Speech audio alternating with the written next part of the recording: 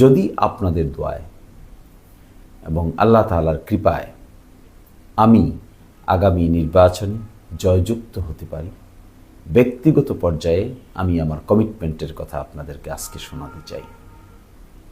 তার মধ্যে উল্লেখযোগ্য হলো, প্রথম কমিটমেন্ট, আমি কখনো কোনোভাবেই সরকারি কোনো বেনিফিট নিব না।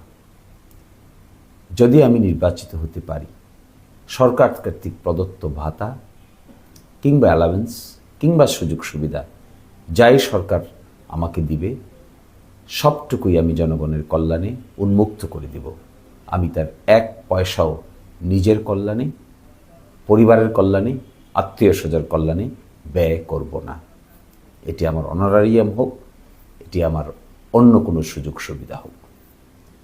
দ্বিতীয় কথা হলো, আমি কোনো দিন কোনো ট্যাক্স ফ্রি গাড়ি ব্যবহার করব না। অর্থাৎ মেম্বার অফ পার্লামেন্ট বা সংসদ সদস্যরা ট্যাক্স ফ্রি গাড়ি ব্যবহার করতে পারেন, কিন্তু আপনাদের দোয়ায় আল্লাহ তাআলার বরকতে যদি আমি নির্বাচিত হই, তাহলে আমি কোনো দিন ট্যাক্স ফ্রি গাড়ির কোনো সুযোগ সুবিধা নিব না। কেউ আমাকে বলতে পারবেন না যে আমি ট্যাক্স ফ্রি গাড়ি ব্যবহার করেছি। তৃতীয় কথা হলো, আমি কখনো কোনো দিন নিজের স্বার্থে প্রশাসনকে ব্যবহার করতে চাইব না, করব না।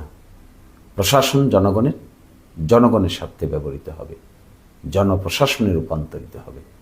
আমি ব্যক্তিগতভাবে প্রশাসনের সঙ্গে কথা বলে নিজস্ব ব্যক্তিগত সুযোগ সুবিধা, আমার পরিবার কিংবা আমার আত্মীয় স্বজনের সুযোগ সুবিধার জন্য কোনো দিন কোনোভাবে আমি প্রশাসনকে ব্যবহার করব না। আরেকটি কথা বলছি, প্রটোকল। আমাদের দেশে নির্বাচিত ব্যক্তিবর্গরা প্রটোকল ব্যবহার করতে খুবই আগ্রহী হন।